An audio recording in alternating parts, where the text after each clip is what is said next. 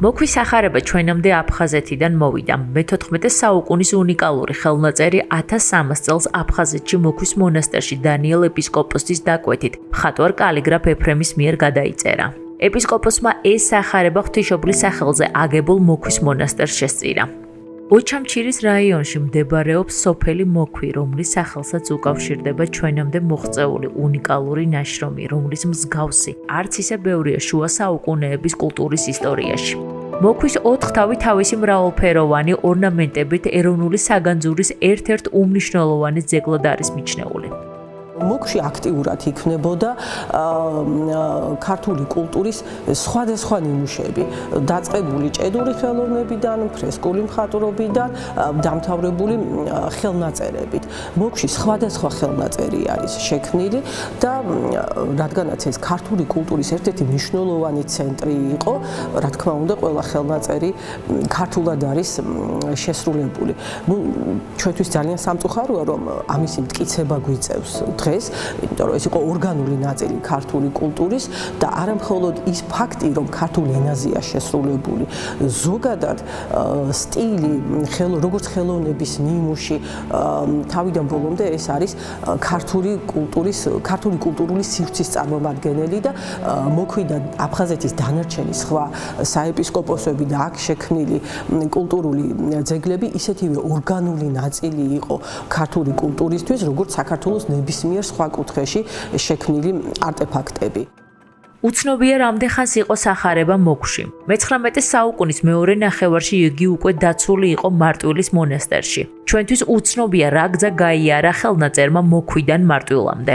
მოქვის სახარება გამორჩეული არის მინიატურებით, უხვად არის ილუსტრირებული, 157 მინიატურა არის, ამასთანავე არის შემკული საზედაო ასოებით, კამარებით არის შემკული, რაც განსაკუთრებულ საზეიმო ელფერს ძენს ხელნაწერს და საინტერესოა, რომ მინიატურები არის განსაკუთრებული მეთოდით შექმნილი, რომელიც ქართულ ხელნაწერებში სხვაგან არსად არ გვხვდება და არ გამოიყენება. ხელფურცლოვან ოქროზე არის შესრულებული მინიატურა და ეს ფურცლოვანი ოქრო არის შემდგომ უკვე ეტრატზე მოსამზადებელი ფენის გარეშე დაკრული.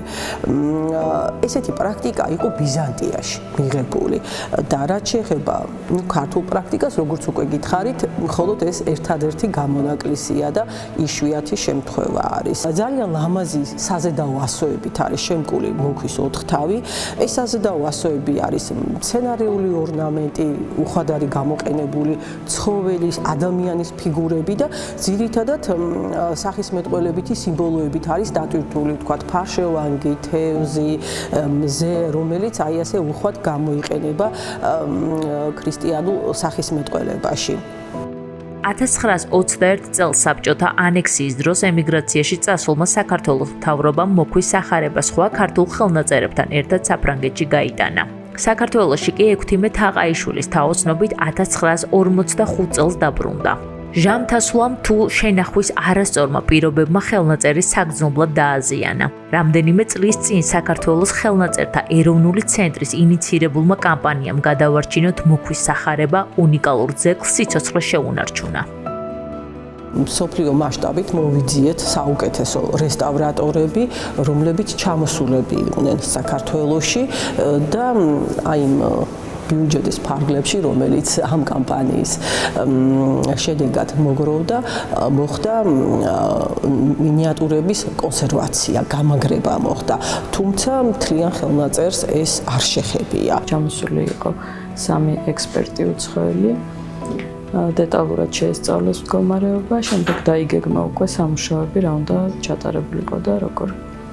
2013 წლიდან უკვე უშუალოდ ჩამოგწანდა ანდრია პატაკი-ხუნტი, ჩვენი კოლეგა, ავსტრიელი და დაიწყო, ასე ვთქვათ, საკონსერვაციო სამუშაოები. რესტავრაცია არ მოხდა მდგომარეობიდან გამომდინარე, ვინაიდან ძალიან ფაქიზ ფერწერა არის, თვითონ ტექნიკაც ამ ფერწერის შექმნის იყო განსხვავებული სხვა ხელნაწერებისგან. დღევანდელი მდგომარეობით, ანუ მაშინ გადაწყდა, რომ ხელნაწერი არაკინძულიყო, ისეთი სიტუაციიდან გამომდინარე, ხდება მისი მონიტორინგი დროთა განმავლობაში, თუ სადმე რაღაც ჩარევა იქნება საჭირო. რა თქმა უნდა, ანუ ეს უწყვეტი პროცესია ამ კონსერვაციის იშვიათ შემთხვევები არის ხოლმე მსოფლიოში ზოგადად მსგავსი. რამდენადაც ვიცით, 2 ხელნაწერი არის აი ამის მსგავს მდგომარეობაში, რომელსაც მუდმივად ჭირდება, სანამ ალბათ რაღაცა ახალი ტექნოლოგიები არ შეიქმნება. ეშთამბეჭდავი გამოცემა 4 თავის სამენოვანი ალბომია, რომელიც ასევე ხელნაწერთა ეროვნული ცენტრის ინიციატივითაა გამოცემული. ქართულ აფხაზურ და ინგლისურ ენაზე შესრულებული სახარების ნიმუში ინარჩუნებს ხელნაწერის ავთენტიკურ ფორმატს.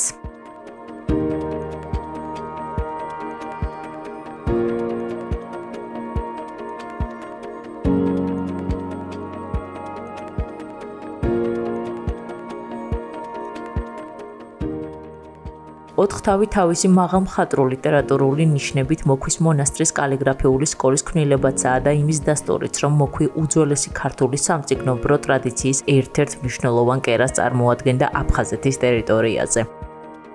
იქ შექმნილი კულტურული მემკვიდრეობის ნიმუშები კი ჩვენი საერთო ისტორიაა.